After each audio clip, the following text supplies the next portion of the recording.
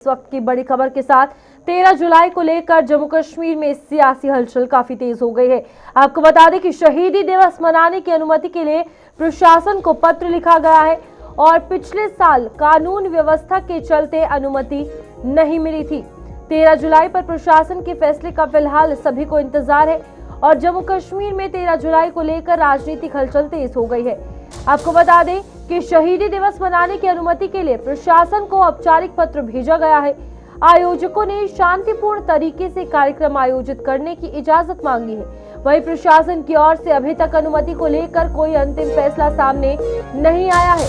गौरतलब है कि पिछले साल कानून व्यवस्था और सुरक्षा कारणों का हवाला देते हुए प्रशासन ने शहीदी दिवस के आयोजन की अनुमति नहीं दी थी। ऐसे में इस बार भी सभी की निगाहें प्रशासन के फैसले पर टिकी है। सुरक्षा एजेंसियां भी हालात पर नजर बनाए हुए हैं और संभावित व्यवस्था को लेकर तैयारियों का आकलन किया जा रहा है। अब देखना होगा कि प्रशासन अनुमति देता है या पिछले वर्ष की तरह इस बार भी आयोजन पर रोक बरकरार रहती है। तो फिलहाल आपको बता दें कि 13 जुलाई पर प्रशासन का फैसला क्या कुछ होगा, इस पर हर किसी की नजर टिकी हुई है।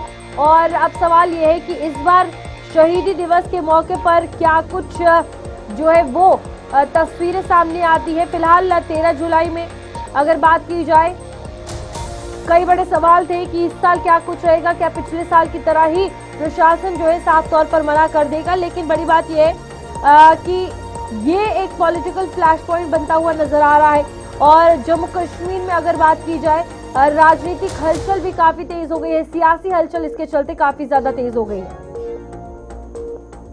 क्योंकि यहाँ पर जम्मू कश्मीर में अगर अभी बात करें नेशनल कॉन्फ्रेंस की तरफ से, हम सभी जानते हैं कि किस तरीके से प्रदर्शन की बातें सामने आ रही है। इसी बीच 13 जुलाई को लेकर अगर बात की जाए, हमारे साथ वरिष्ठ पत्रकार विनोद कुमार जुड़ चुके हैं। विनोद जी, 13 जुलाई को लेकर क्या कुछ सोच रहे हैं, इस बार क्या कुछ रहने वाला है, अभी तक क्या सिचुएशन बनती हुई नजर आ रही है? गेंद जो है एलजी के पाले में है। सरकार ने लिखा है कि हमें अनुमति दीजिए, हम पीसफुली वहाँ पे कार्यक्रम करेंगे। लेकिन लास्ट ईयर भी ऐसी रिक्वेस्ट की गई थी जब पॉपुलर गवर्नमेंट आई थी, लेकिन ये अनुमति नहीं दी गई थी और ये कहा गया था कि लॉ एंड ऑर्डर की समस्या को देखते हुए ये अनुमति नहीं दी जा रही। हालांकि आपको बताते चले, ये 1948 से लेकर के 2019 तक ये होता रहा है, यहाँ कार्यक्रम होता रहा है, शहीदी दिवस मनाया जाता रहा है और सरकारी अवकाश भी हुआ करता था। लेकिन 5 अगस्त 2019 के बाद जब 370 में संशोधन हुआ, 35 को रिपील किया गया, उसके बाद सरकारी अवकाश को बंद कर दिया गया और वहाँ पे आयोजन जो कार्यक्रम होता था, शहीदी दिवस मनाया जाता था, वो भी खत्म कर दिया गया। यहाँ पर जो तस्वीरें बन रही हैं 11-12 जुलाई की, पहले ही प्रदर्शन होना है, उसका कितना इम्पैक्ट 13 जुलाई पर पड़ेगा जो डिसीजन होगा?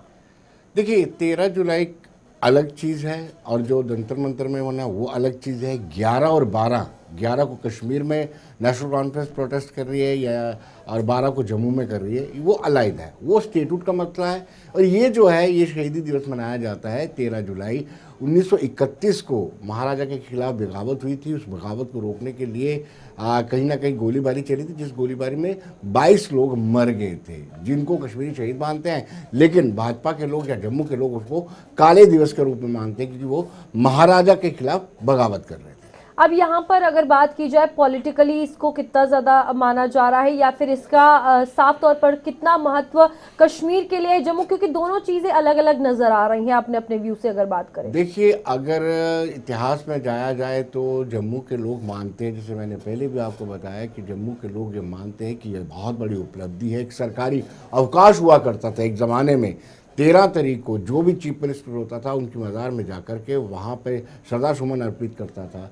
और अब वहाँ अवकाश भी खत्म हो चुका है, वहाँ ऐसा कोई आयोजन भी नहीं होता है।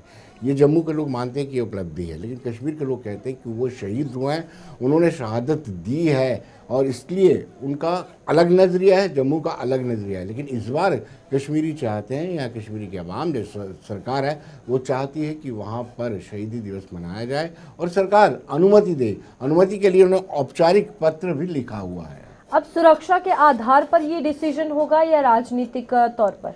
देखिए, ये एलजी को देखना है कि क्या कानून व्यवस्था पर इसका कोई व्यापक असर पड़ता है, उसके बाद ये कोई फैसला लिया जाए। अभी गेंद जो है एलजी के पाले में है, वही फैसला लेंगे कि क्या इनको अनुमति दी जाएगी या नहीं। ये 13 जुलाई का दिन अगर बात की जाए, कितना ज्यादा इम्पोर्टेंट लग रहा है कि कहीं ना कहीं ये मुद्दा जम्मू कश्मीर की पहचान की राजनीति का प्रतीक बन चुका है और अभी से जिसे अलग अलग एंगल से उठाया जा रहा है। कश्मीर किसी और एंगल से देख रहा है, जम्मू किसी और एंगल से देख रहा है। देखिए, ये राजनीतिक मुद्दा था पहले, लेकिन अब जब 5 अगस्त 2019 में संशोधन हो गया, 35A रिपील हो गया, तो वो जो जिसको ये शहीदी दिवस मनाते थे उसको Bharatiya Janata party black day के रूप में मनाती रही है।